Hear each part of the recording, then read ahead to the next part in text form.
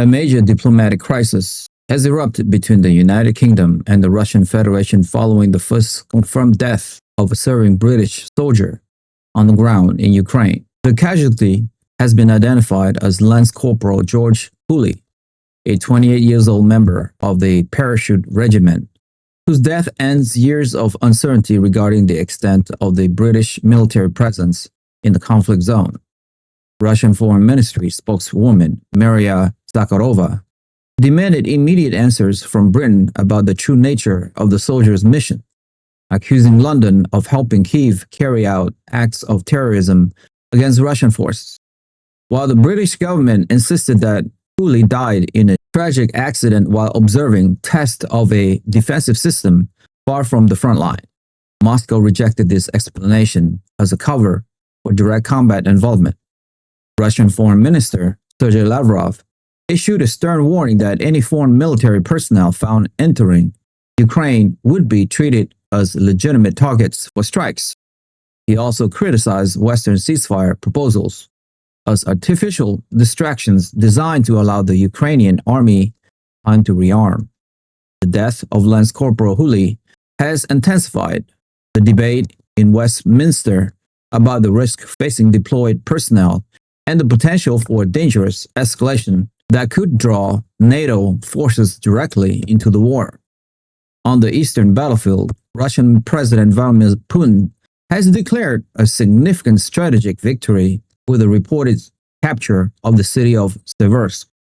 During a detailed briefing with top military commanders, Putin praised the operation as a model of discipline, planning, and coordinated assault tactics.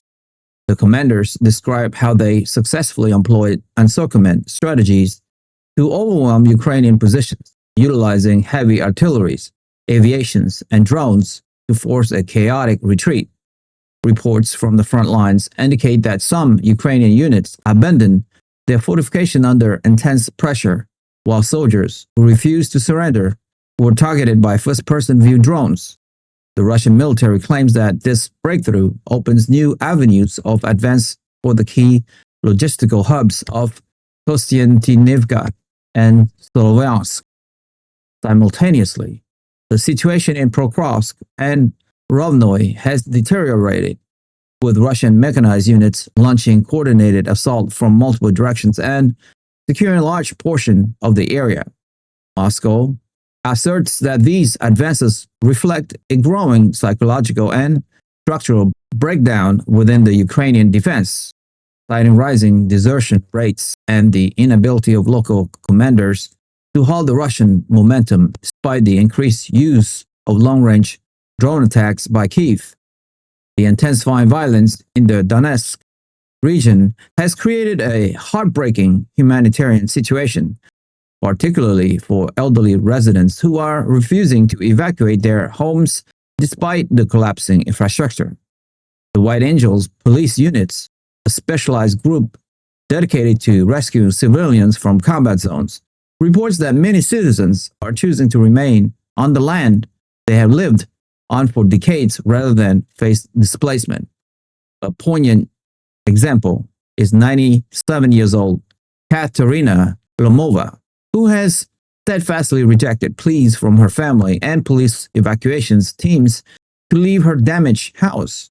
Humanitarian workers warn that the window for safe passage is closing rapidly as artillery shelling intensifies and access to medical aid disappear. The roads leading away from the front are lined with burned-out vehicles and covered in anti-drone netting. Yet for the most vulnerable populations, the fear of losing their home outweighs the immediate danger of the war. This refusal to flee complicates the efforts of rescue teams, who must navigate active fire zones to deliver dwindling resources to those who stay behind, highlighting the profound exhaustion of a civilian population that has endured years of relentless conflict. In the Asia-Pacific region, tensions have spiked following a joint air patrol by Chinese and Russian strategic bombers over the East China Sea. Beijing defended the operation as a routine part of its annual military cooperation with Moscow, intended to maintain regional stability, but the maneuver drew a sharp rebuke from Japan. Japanese Defense Minister Shinjiro Koizumi expressed grave concerns over the flight, which he said posed a threat to the security of the area. In a direct show of force and unity, the United States responded by deploying nuclear-capable B-52 bombers to fly over the Sea of Japan alongside Japanese F-35 and F-15 fighter jets. This coordinated mission was designed to signal a robust deterrent posture and reaffirm the determination of the Allies to prevent any unilateral changes to the status quo by force. The aerial standoff comes just days after China and Russia conducted large-scale military exercises in the waters surrounding Japan and South Korea, raising alarm in Tokyo and Seoul. While Chinese Foreign Ministry spokesperson Gui Jiakun dismissed the Japanese reaction as overly dramatic, the reciprocal displays of military power underscore the growing fragility of security in East Asia as major powers test each other's boundaries. The political landscape in Venezuela has erupted into renewed turmoil following the dramatic escape of opposition leaders Maria Corina Machado to Norway. Her flight, which reportedly involved a complex journey by boat and private jet, was celebrated by Western government as a victory for democracy and coincided with her receiving the Nobel Peace Prize. However, the situation escalated further when the United States Navy seized a supertanker named the Skipper off the Venezuelan coast, alleging that the vessel was a sanctioned shadow ship transporting illicit oil for the Islamic Revolutionary Guard Corps. White House Press Secretary Carolyn Leavitt confirmed the seizure, stating that while President Donald Trump is not interested in a prolonged war, his administration is committed to halting the flow of illegal drugs and sanctioned resources. U.S. helicopters from the USS Gerald Ford were used to board the vessels, a move that Venezuela and Cuba condemned as an act of piracy and illegal intervention. President Nicolas Maduro accused Washington of using baseless claims to justify a military buildup in the Caribbean aimed at destabilizing his government and imposing regime change through economic strangulation. Amidst this rising pressure, President Nicolas Maduro has moved to solidify his alliance with global rivals of the United States. In a tense phone call, Russian President Vladimir Putin pledged his full solidarity with Caracas, assuring Maduro that Russia would not abandon Venezuela in the face of what he termed illegal and brutal interventionism. Similarly, Iranian President Masoud Pezeshkian condemned the U.S. naval presence as a dangerous precedent that threatens global peace, vowing to deepen cooperation with Venezuela to resist American hegemony. Both leaders framed the recent actions by Washington as part of a coordinated campaign to assert control over the region.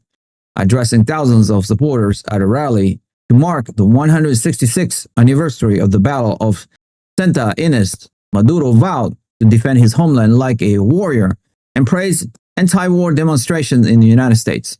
This convergence of international actors in the Caribbean suggests that the struggle for Venezuela has evolved into a high-stakes strategic contest, with Russia and Iran moving to fortify their foothold in the Western Hemisphere against U.S. pressure.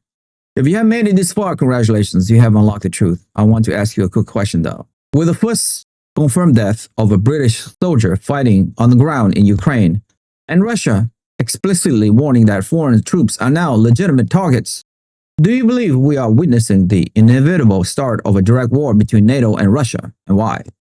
Join the debate. We want to hear your insightful opinion on where this is all heading in our community. Share your thoughts in the comments below. I appreciate your support. Thank you for being a part of this journey.